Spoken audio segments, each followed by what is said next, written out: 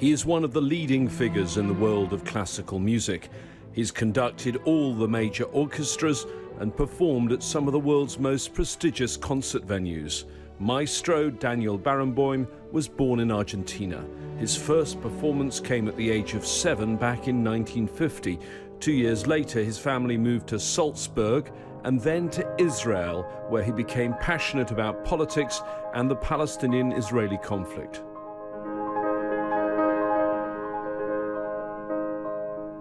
Barenboim has since had an outstanding international career and is recognized for his humanitarian work. In 1999, he created the West-Eastern Divan Orchestra with young musicians from across the Middle East to promote dialogue and peaceful coexistence.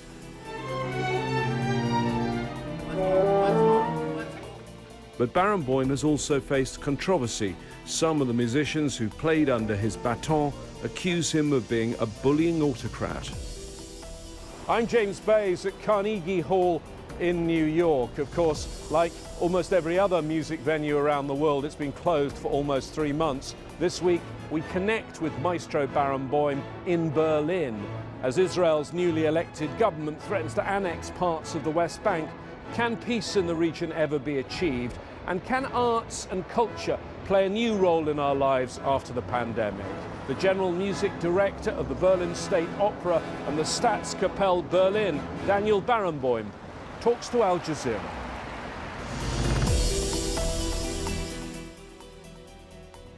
Daniel Barenboim, thank you for talking to Al Jazeera. You are one of the best-known musicians in the world, known as a workaholic. You travel widely across the globe to perform, and yet this year, suddenly, the world stopped. How have you been coping in this lockdown?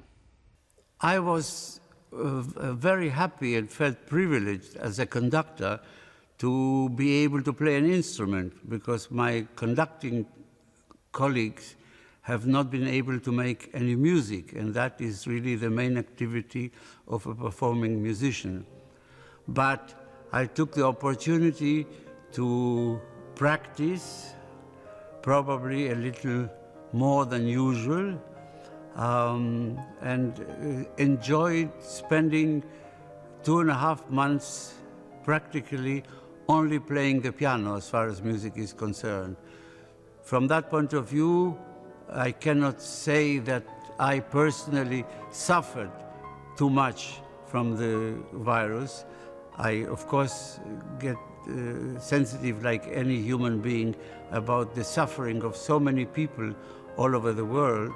But personally, I have to say I had actually a very quiet and, for me, very useful time. The Berlin State Opera, which you're in charge of, live-streamed during the pandemic a performance from an empty hall. Can you tell us about that unusual experience, and also tell us how you think the world of classical music can potentially embrace this new virtual world?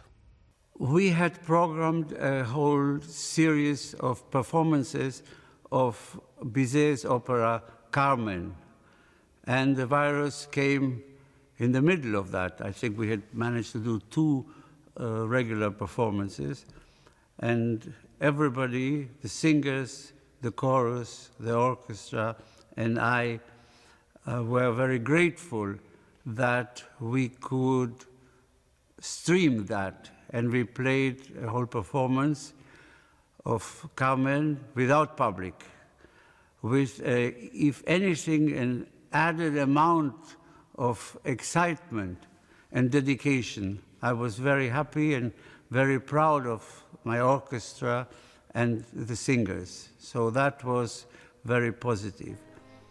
However, I have to say for the future that the development of the streaming activity, wonderful as it is, and it gave so much solace and pleasure to so many people, must not replace the live music, because music takes place in a room. Music sounds different when it is live. And there has been now for many, many years, I would say roughly 100 years, the ability to hear music indirectly, starting with the radio, and then the records, and then the long-playing records, and then the CDs. And these are all alternatives. But the real thing must remain the live performance. You are, without doubt, one of the big beasts of the classical world, but there are so many members of orchestras, musicians, other artists who struggle to make a living. Are you worried about some of those people who depend on performances for their living? I am very worried about that. I'm very worried about young musicians who are at the beginning of their careers. I'm in a different situation. This year, I'm 70 years on the stage, so I in no way compare myself. I'm very worried about their future. I'm very worried about the fear that they might develop not to be able to fulfill their talent and their ambitions. I'm also extremely upset about the fact that so many orchestras all over the world don't realize that it is their responsibility to maintain the conditions for good livelihood of the orchestra musicians. And that the fact that they cannot perform concerts or operas is something that is out of everybody's control. But in Europe, the governments who support the orchestras, and in the United States, where it depends much more on private donations, I can only remind everybody that it is a duty for all those who are financially responsible to see to it that musicians can continue living at the standard that they were used to. You mention your 70 years on the stage this year. You were born in Buenos Aires, as you say, at the age of 7 was the first time that you performed. You were, some would say, a prodigy. How do you think that shaped the rest of your life? You know, I did the sort of, I went through the process the wrong way around compared to other people, you know, because of course, to be a musician, you need so many qualities, quite apart from the technical know-how, the technical level. One needs so much culture. Music is part of culture. One needs to know so much. One needs to have life experience. And of course, a child of 7 or 10 or 12 doesn't have the possibility to have that. I don't like the terminology of child prodigy, I have to say. I never felt a child prodigy. I felt that music was the most natural thing for me, and outside of the music, I led a perfectly normal life of a child. But my father, who was my teacher and who was often criticized for allowing me to play, for instance, late Beethoven sonatas, which require great maturity and great amount of life experience, his defense was to say simply, first of all, age is no guarantee for maturity. There are a lot of grown-ups and old people who are still immature. And if I had any chance to become a good musician, the earlier I start to have contact with all these works, the better chance for me to eventually achieve this maturity. The more the years go by, the more grateful I am to him for having had this idea. Your family moved to Israel when you were 10 years old. Israel then was just 4 years old. I'd like you to recall that time and also ask you at that time, what did you know about Palestinians? My family moved, as you correctly say, when I was 10 in 1952. It was personally not that easy for me because I left Buenos Aires with my parents, where I was born, and spoke only Spanish. And I arrived in Israel and went immediately to school. I had to learn not only a new language, but a new alphabet. And to be thrown into that was not very easy, I have to say. I remember that. The Palestinian issue, unfortunately, was not really discussed. There was very little to find out. I didn't go to cities where there was a mixed population, like Nazareth. I was not aware that there were so many Palestinians in the territories. And that, of course, influenced very much my thinking when I grew up, because I started asking questions. And one of the most negative declarations I heard from a former Israeli prime minister was Madame Golda Meir, who in 1970 said, "What do you mean Palestinians? There are no Palestinians. We are the Palestinians of today." And of course, that was not true. And this is part of the problem. The Israeli-Palestinian conflict is not a conflict, a political conflict. A political conflict is a conflict between two states about water, about frontiers. But here we have a human conflict.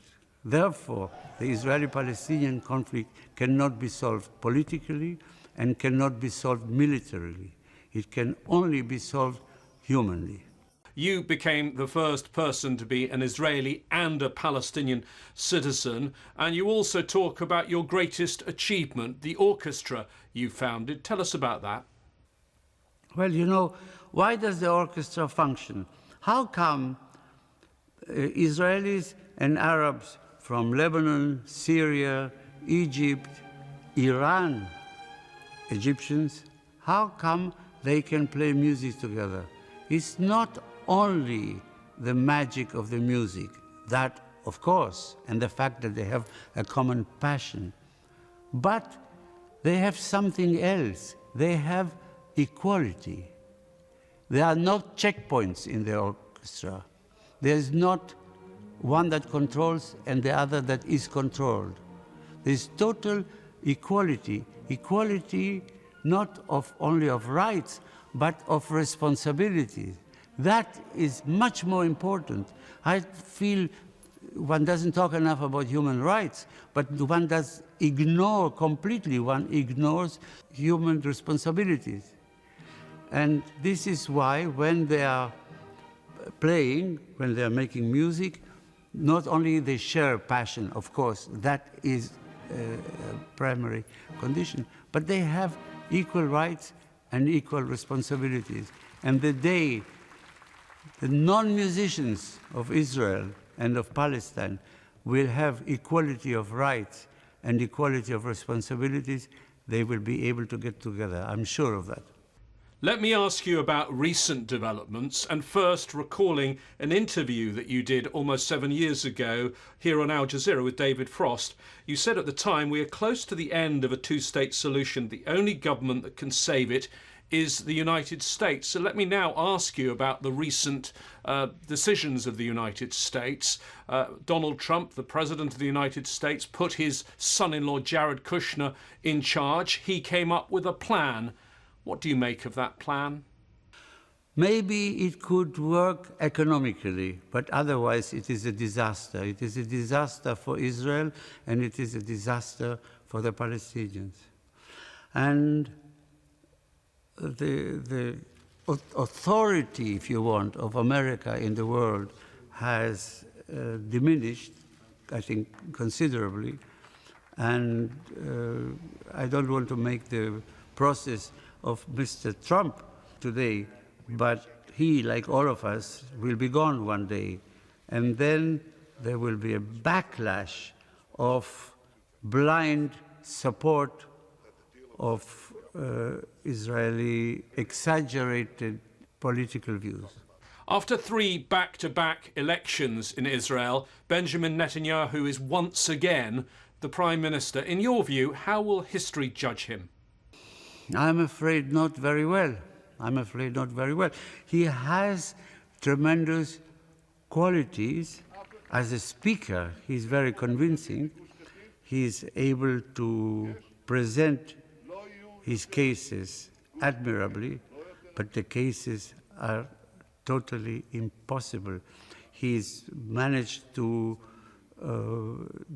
let Israeli politics develop in a sense that does not take into consideration not only their relations with the Palestinians, but the quality of their own lives. I have to say I am extremely disappointed about all that. Israel is now threatening to annex parts of the West Bank. Can I ask you again the question David Frost asked you 7 years ago? Do you think a two-state solution is now dead? First, they have to agree to accept the existence of the other. It's not important whether it's in one binational state or in 2 states. Not that it's not important, but it's not the moment to discuss now. Now, the important thing is the acceptance of the other with equal rights. And there has to be justice for the Palestinians and security for Israel. And only they can do that. No American or European or other foreigner can do that for them. I repeat, it is a human conflict. It's not a political conflict, and it's not a conflict that can be solved through only economical means. You hold Israeli, Palestinian, Spanish and Argentinian passports. You've travelled all over the world, and yet in the past 30 years you've spent the majority of your time in Germany. I find that interesting when I read that when you first were asked to perform in Germany as a very young musician, your father said that you shouldn't go to Germany. Of course, it then had a very recent Nazi past. I must say, you know too much about me. I'm not sure I'm so comfortable with that. But the next time I was invited, I was 19 or 20, and I remember talking to my parents and saying, I had this invitation, what do you think? And both my parents told me, this is something that only you can decide for yourself. And I said, yes, I will try. And I came for the first time to Germany in 1963. I was 20, it was early 63, and I played in Munich and in Berlin. And I have to say, I had the feeling then, and this feeling has been strengthened over the years, that the majority of the Germans had made their accounts with the past. And only because I had that feeling was I able to decide to live in Germany. Of course, I have a wonderful orchestra. The Staatskapelle of Berlin is one of the great orchestras of the world, and I've been 28 years with them, and therefore I feel part of them, and they feel part of me, if you want. So that, of course, is a great help. And this is why now, in the last couple of years, I became more and more worried about the rise of anti-Semitism in Germany. I think this is very dangerous because anti-Semitism, for me, of course, is a negative idea in any case, but because of the history, it is that much disturbing in Germany. And it seems to be at a time when nationalism is rising not just in Germany, not just in Europe, but around the world. I think people forget to examine the difference between nationalism and patriotism. Patriotism is a very positive feeling where you are proud of your country. Nationalism basically says we, whoever we are better than the others, and that is very dangerous. We've talked about all of your achievements. Can I bring up a negative issue? Last year, allegations of bullying against you. Now, it's worth saying that the Berlin State Opera concluded none of the legally relevant accusations could be confirmed. That was what was the statement. But would you agree that you are a tough taskmaster? I'm not a tough taskmaster, but I have a position of responsibility.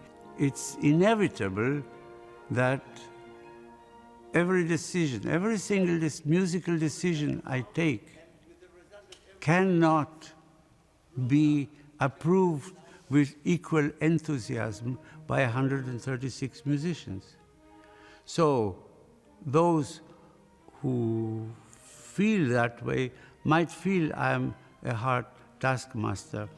I personally don't feel that at all, but I don't believe in fake democracy as it is so often seen today. Everybody has a right to say whatever they want. The social media in this respect has played a very, very negative influence, very negative attitude, because now it is accepted that anybody has the right to say whatever he wants about anything he wants. Just imagine if I would start making statements about biology, of which I know nothing, or economics, which I know nothing. But now it is accepted that every single human being has the right to say what he thinks. And this comes back to the point I was mentioning earlier, that we have to think of the responsibility. Every time you say something publicly, you also have a responsibility. You have the right to say it, provided you have this sense of responsibility. With your vast knowledge of classical music, there'll be people who don't possess that knowledge. What would you recommend that people listen to get through their dark days and nights? I don't think it's possible to give a recommendation. I think people in these dark days and nights have to listen to music that gives them pleasure. I would like maybe to add one sentence to all what we have talked about. You know, music is not a profession. Music is a way of life. Music is a spiritual activity. The spirituality of music is the most important part. And this is something that we all need to remember. And spirituality means asking questions. And this is why I hope that we will be allowed to ask the spiritual questions as soon as possible all over the world. Maestro Daniel Barenboim, thank you for talking to Al Jazeera. Thank you very much.